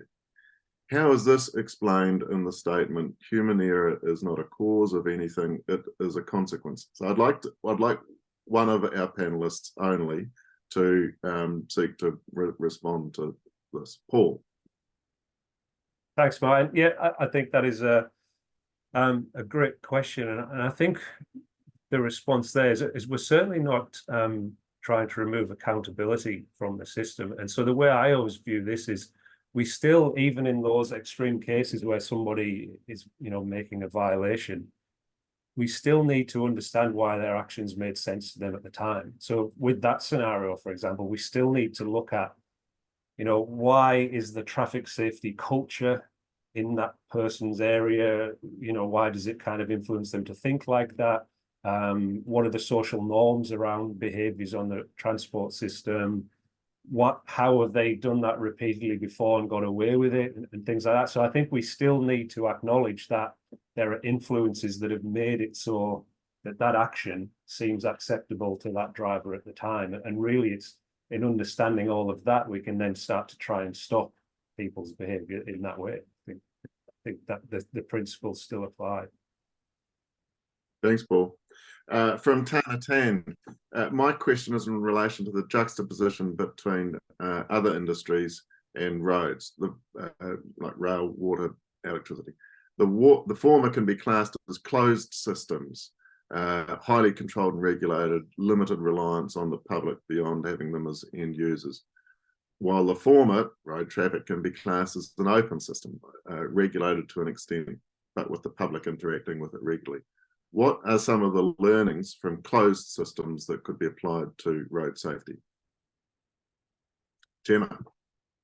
Yeah, I wanted to jump in on this one. It's a really good question, and it's something that I've thought about a lot in terms of, why do we do things different in road safety? And I think, traditionally it has been this idea that it's because we have members of the public, we haven't trained these people, drivers and motorcyclists have a license, cyclists and pedestrians don't necessarily have a license. Do we even know if they know the road rules? So it is interesting when we try to apply some of the principles and learnings from more highly regulated, highly skilled areas. But something that I've thought about a lot is that some of it can be directly applied. I just think that historically we haven't done it. So for example, the fact that we don't have an independent regulator for road safety. So we do have that for most of our other, aviation, rail, groups like that, and they hold people who make decisions about design accountable for those decisions.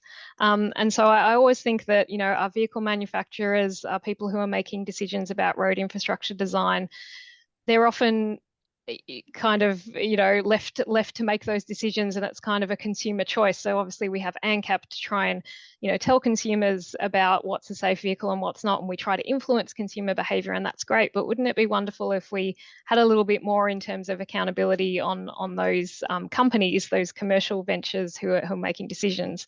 And then in terms of road infrastructure, we also, we have this sort of conflict of interest where we have the government often being the department that makes those decisions, and there's not a lot of follow-up in terms of, having safety duties and things like that. So I think regulation is one area where we could look at, and I think that's coming in terms of automated vehicles coming online and organizations going to have more responsibility for what happens. But I think also Paul mentioned the idea, and it's in the policy statement, around an independent investigator as well. So just having more of those independent safety oversight entities, I think, is a big lesson that we could adopt. And then Brett. Yeah, I'm going to just question the premise of the question in a way, and that is, I don't think there are any systems that are fully closed anyway. Electricity is dependent on users doing the right things, and there's some examples of that. Aviation safety requires passengers to do the right thing, either at check-in or at emergency disembarkation or whatever. So unfortunately, sometimes describing it as an open system gives people an excuse not to take things seriously. And I've heard people avoid the question by saying, well, we can't do that from other industries because we've got an open system. I think all systems are actually semi-closed. For instance, road safety, the vehicles are highly controlled and are therefore very closed. The infrastructure is very closed because it's owned and operated and designed and implemented by very few organisations. But Gemma's right. As far as I know, roads are the only utility that doesn't have an independent infrastructure regulator. We have other regulators for vehicles and drivers and so forth, but we have no infrastructure regulator for roads. Thanks.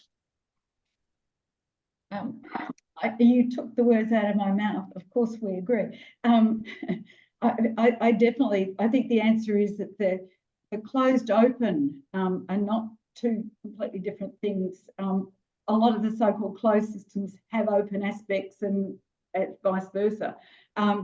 I would argue that open systems need a systems thinking more than the closed ones. And they're really, you've got to work harder. You've got fewer structures like such as we're discussing, you know, some sort of way of, you know, monitoring failures on the road. I mean, if I may, a good example, it's just such a good example, I'm going to bring it up, the Rozelle interchange.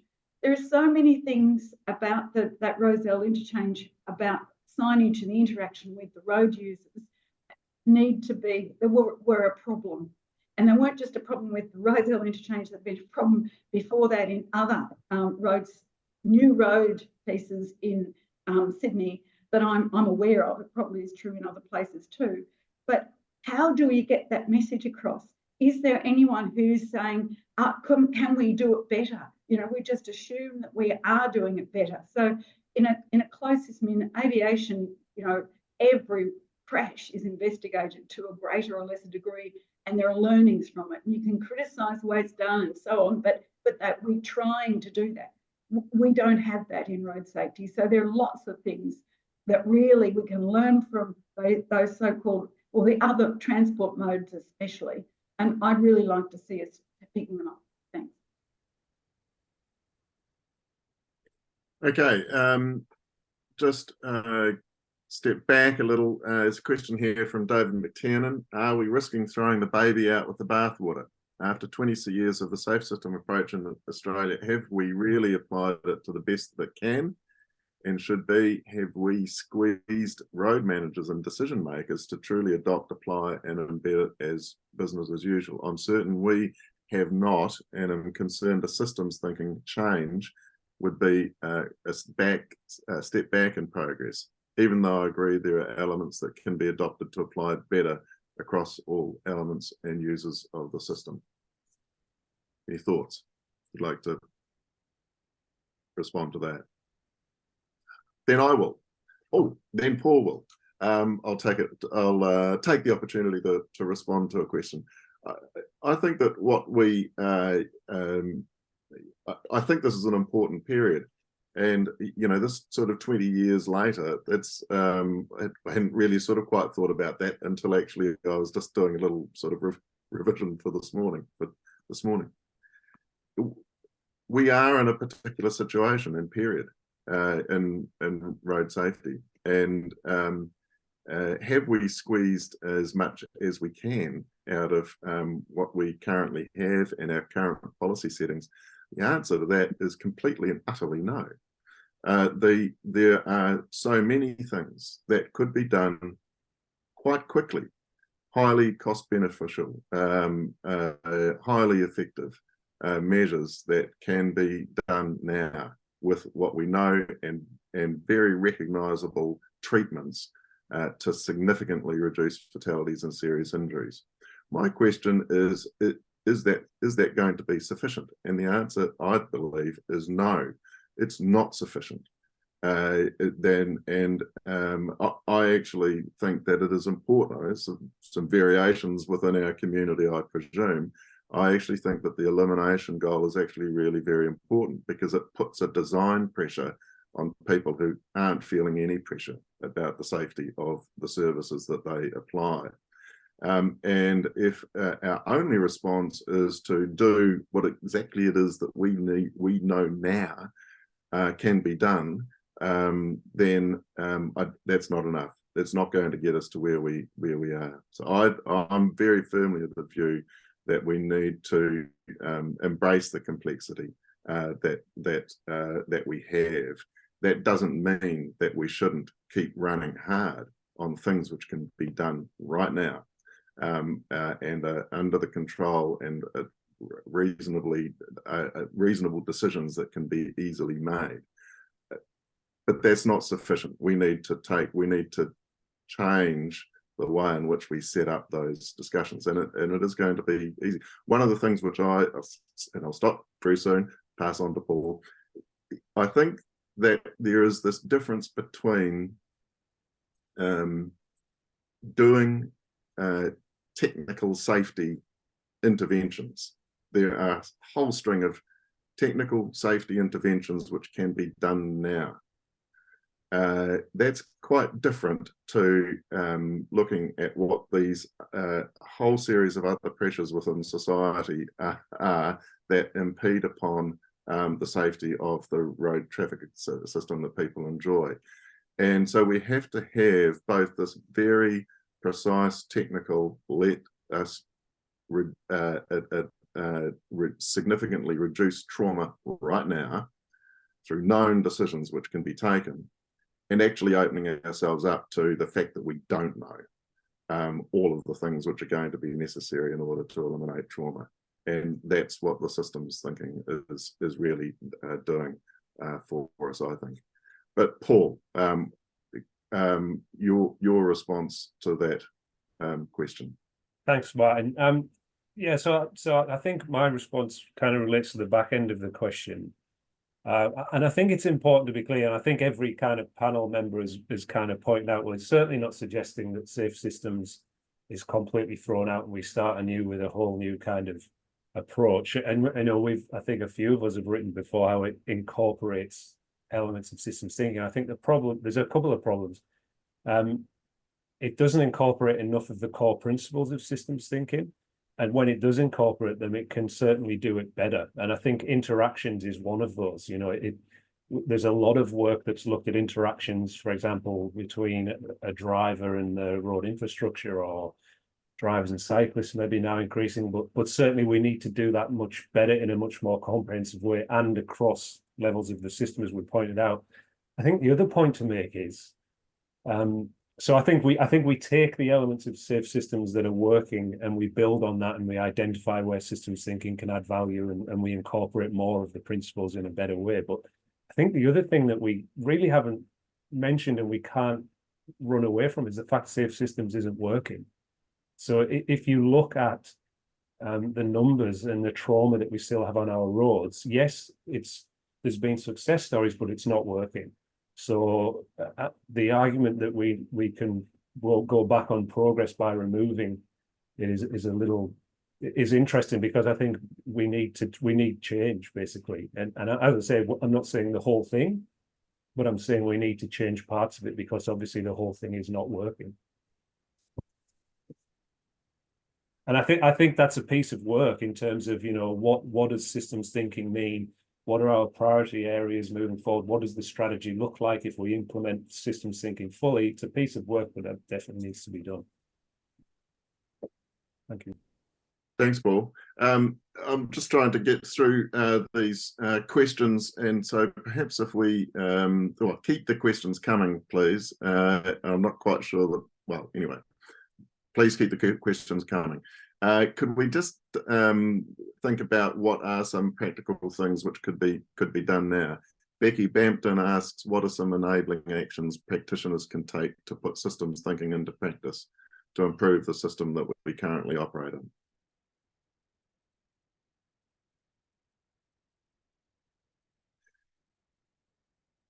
Well, I'll say that a deep frustration of mine is actually the absence of safety management systems in the road transport system. I just don't understand it. I don't know how so much money can be siphoned through road authorities without them actually having to have in place a safety management system, for example. The National Heavy Vehicle Regulator is starting that journey. Good on them. I think it's not enough of moving freight operators to safety management systems. That's a good sign, but it's a fraction of what's required. Actually, I think that there's a very strong case for all of those major participants to be required or be encouraged, possibly to start off with, to actually have a formal safety management system that actually defines how they are going to deliver services which are actually safe. And if they're not safe, how they're going to put systems in place that will continually improve their operations to the point where they can say they're safe. Paul. Sorry, and people else jump in if you want. I don't want to hog Okay. things, but I think there are lots and lots of things that can be done, and I think there's obviously, again, there's work to work that out in terms of specific practitioner roles and things. But I think regardless of who you are in a road transport system and what your role is, the first step, I think, is that you need to reject human error as an explanation for behavior, and you need to try and understand and think about the influences on a road user as they navigate the road system. And so, whether you're a road designer, that helps you to kind of change the way you think about designing a road environment. If you're a driver trainer, that helps you think about, what things you need to consider when you train and drive. So I think at least if we got that message across to every single person who works in road, who's a stakeholder in road transport, that we need to think about those multiple influences on behavior, we would start to see changes in how people go about their business, which would have positive knock-on effects. Thanks. And did you want to respond to that as well? Mute. Only insofar as just to support what Paul said, really, and that is, I mean, there are, everywhere you look, there are examples of how a systems thinking approach is likely to change the way we do things in road safety. I mean, the examples of the level crossing one, the fatal 5, I'm going to get a chance to talk about fatigue.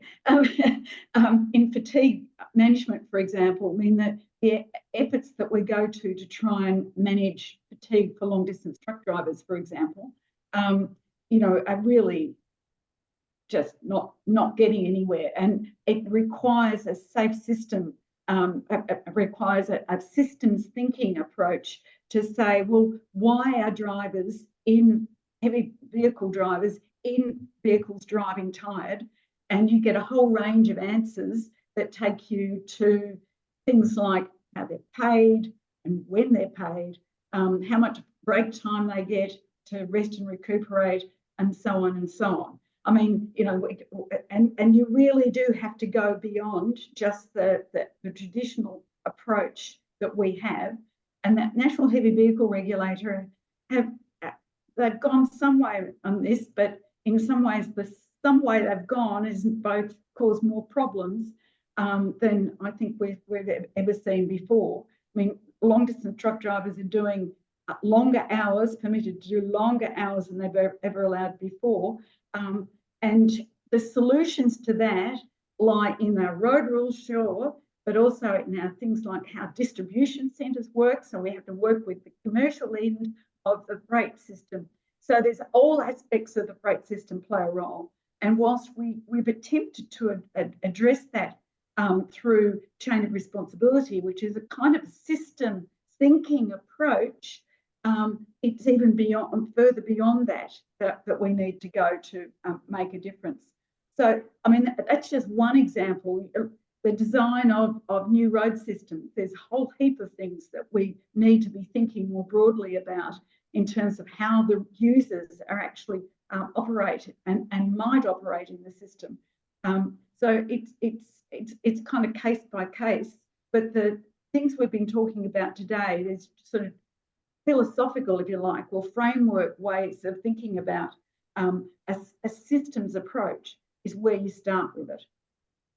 but we shouldn't be, the complexity is not an excuse for not doing anything. It's taking it issue by issue, and we build up a holistic view of, you know, where we go. So just staying in that sort of road rules area, Wendy Nash has asked, Queensland road rules, Australian road rules, are written for cars and retrofitted to others. This creates very odd road rules for bike riders and other non-car road users. How will this change in approach affect the way road rules are written and understood? Anybody with a particular response regarding that differentiation between users? Oh, I will. I mean, yes, just the realization that cycles behave differently, cyclists behave differently, and on a different type of infrastructure to the road system would be step one. But also you then really do need, in the cycling area, there's a whole range of issues about how you keep cyclists and heavy other vehicles separate, and pedestrians separate, and so on. And what cyclists expect to be able to do on cycleways and so on. There's a whole range of different issues, but as I said, it's an issue by issue kind of approach that needs to be taken, but we need to be trying to think more broadly than we have in the past. So Wendy has also asked, aside, which is somewhat related, it seems to me, aside from direct road trauma from collisions, how are deaths from fuel and non-fuel emissions, noise and light pollution, obesity, etc., that arise from car dependence, including in the road death figures? So I'll say something, and then Gemma, you please. It seems to me that this illustrates in part it illustrates a key part of the point. The Australasian College of Road Safety is focused on the elimination of fatal and serious injury on the road, but that is that's a goal which fits a whole series of things within what might be called sustainable mobility goals and wider societal goals. So road fatality and injury data generally doesn't deal with all of the other negative effects on human health and welfare from from the current road transport system. But is it an essential element, and does it essentially connect with all of those negative effects? Yes, because the system has been set up and is being managed in a way which doesn't deal with any of these which deals insufficiently with any of these sort of primary impacts upon human health and welfare. And then you get, of course, issues which have been raised previously, like alcohol. Really, that's an interesting example, I think. Road safety is a sort of a case study of how to deal with a societal issue. But really, aside from improving actual police operations, etc., aside from actually getting alcohol interlocks into every motor vehicle, there's a much wider issue, which is about the rules associated with the production and supply and consumption of alcohol in society. And I think, we can't actually expect a lot more traction until we actually say, as a community, that's actually really important for us. And so we go directly into that health area. Sorry, Gemma. Yeah, thanks, Martin. I was just quickly on Wendy's second question. Yeah, totally agree. I mean, I think that's a really systems thinking question. How are we actually looking at these broader impacts and measuring them? And I think the fact is we're not really doing that now. And it really, I guess, it raises that need for whole of government approaches to these issues. It's not a road safety silo issue. It's about how do we look at health across the population and make decisions that make sense in policies in all different areas. So I think that's a really good point. I also wanted to go back to the question about the road rules and the different road users, and how do we, the road rules are designed for drivers and we sort of fit the other road users around them. I think the road rules is actually a problem, and the legal system that we have and the focus on compliance and these clear prescriptive rules for road users. I mean, I don't have the answer for how to do it necessarily better, but I think we're constrained by this historical blame focused system, which lets us all kind of point fingers. Oh, well, the cyclist didn't follow their rules and then the driver didn't follow their rules. And then we create this culture of kind of hatred towards the different road users. And I think it kind of goes to the point that we had in the model around culture. And also I noticed a comment from Peter Fraser about, we want to emphasize the need to actually look after each other on the road. So how do we create that kind of culture of care and compassion for each other rather than a rule focused, I did the right thing, you didn't do the right thing, therefore, so I think, I'd love to chat more some other time about, how can we actually create that culture, which I think it would have, we'd need to design a different system, and it wouldn't be about road rules and enforcement. I'm going to pick up a relatively concise point for one of our panel to respond to from Keith Simmons. Yes, is there a risk spreading the approach to road safety management over interactions instead of pillars? Will mean no one is actually responsible for the problems. Current pillars already include their responsibility to look outward and upward to address what is coming into the system and between the pillars. So would anybody like to briefly respond to that?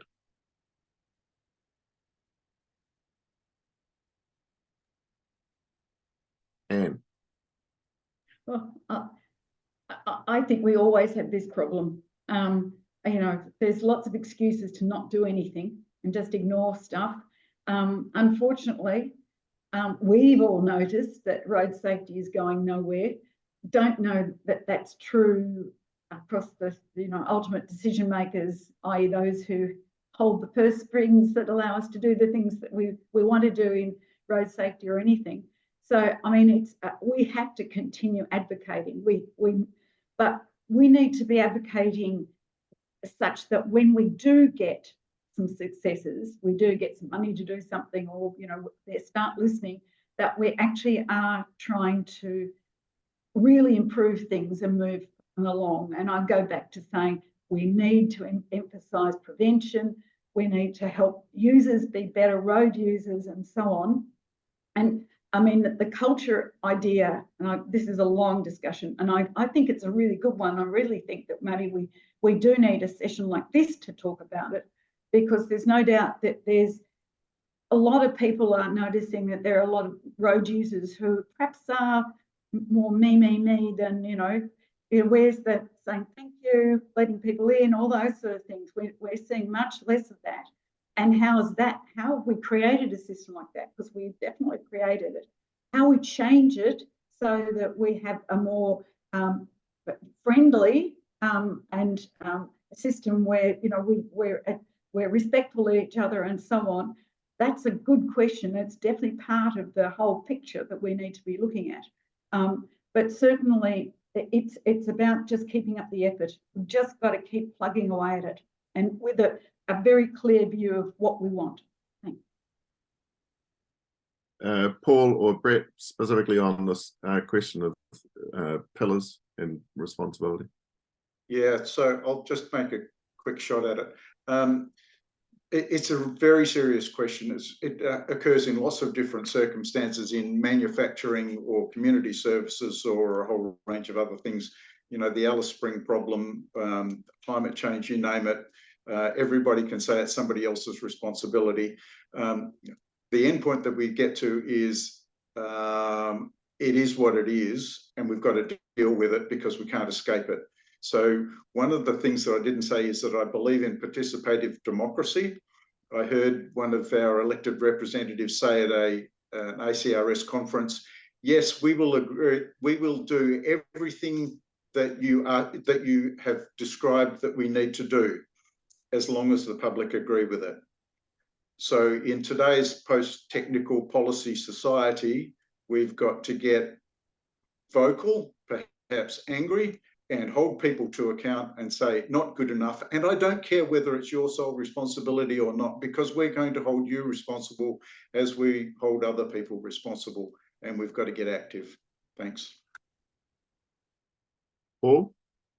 Yeah, I'll just quickly, I think the shared responsibility aspect is something that the current strategy absolutely does not do well enough. And I think if we take a systems approach to the shared responsibility argument and we actually identify what those responsibilities are and educate people on what they are, then we create a real learning culture. So I think it's not about, losing, there's nobody responsible. It's about actually enacting the shared responsibility part of the current strategy.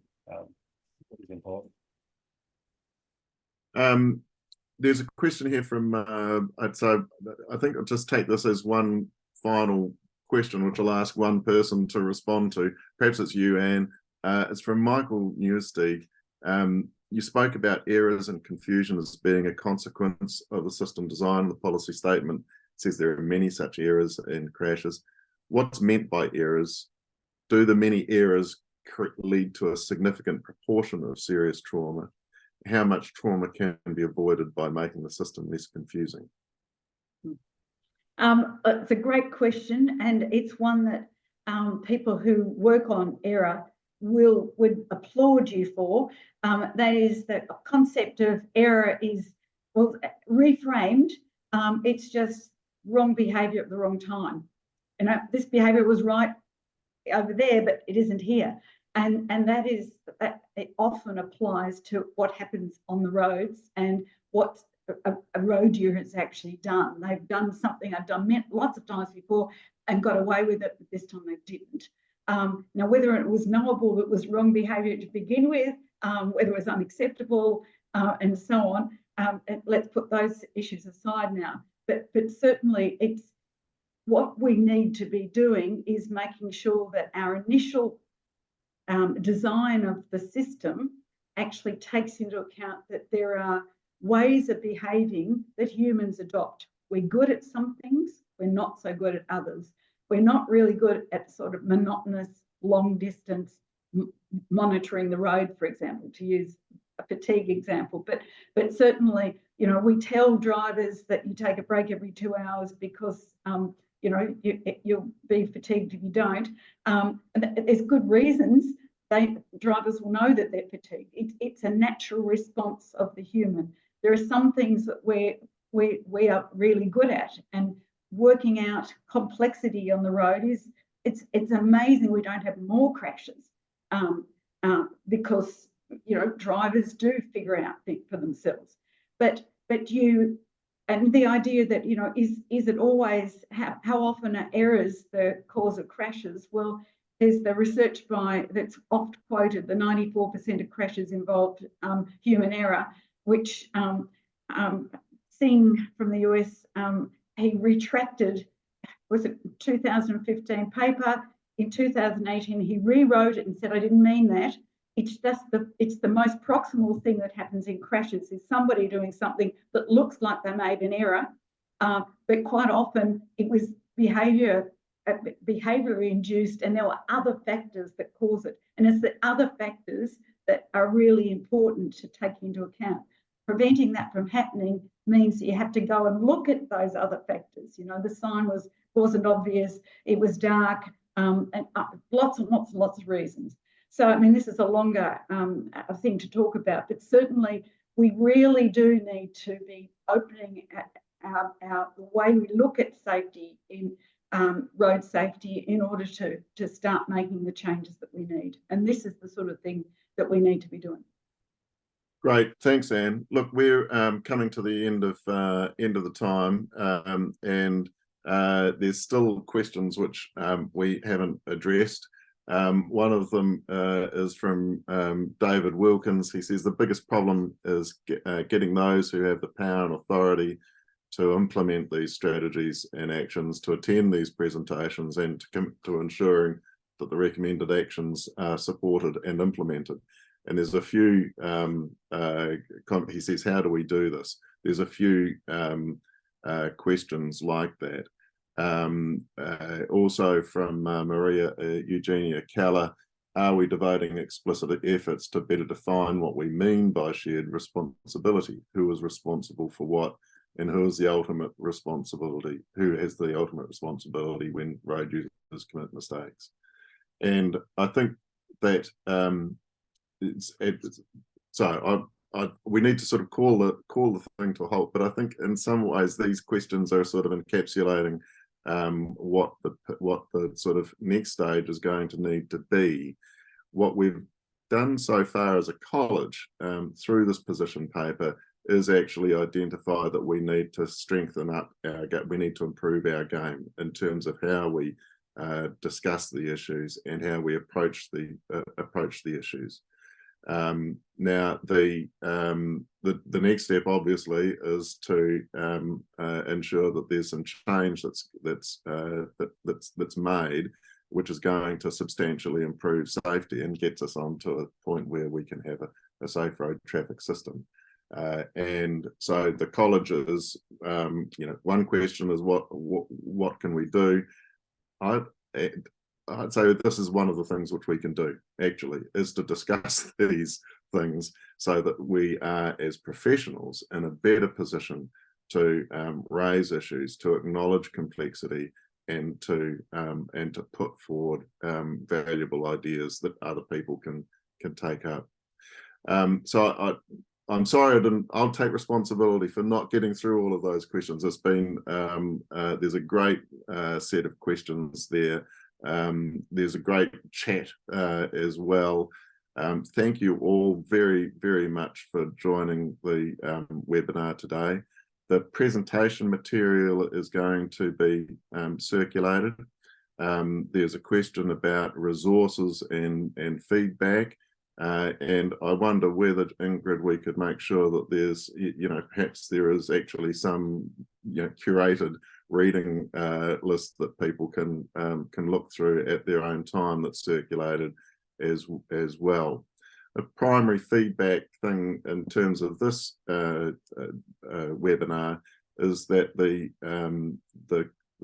AGM of the college is being held in 2 weeks' time, and all members are invited, of course, and welcomed and encouraged to join the AGM.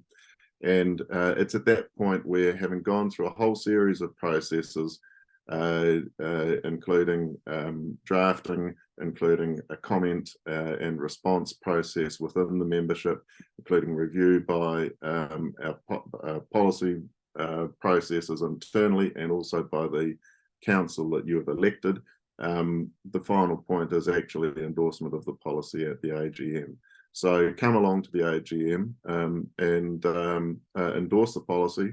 We can set sail on the next phase of work in this area. So thank you very much, everybody. Ingrid, is there anything that I have missed out there?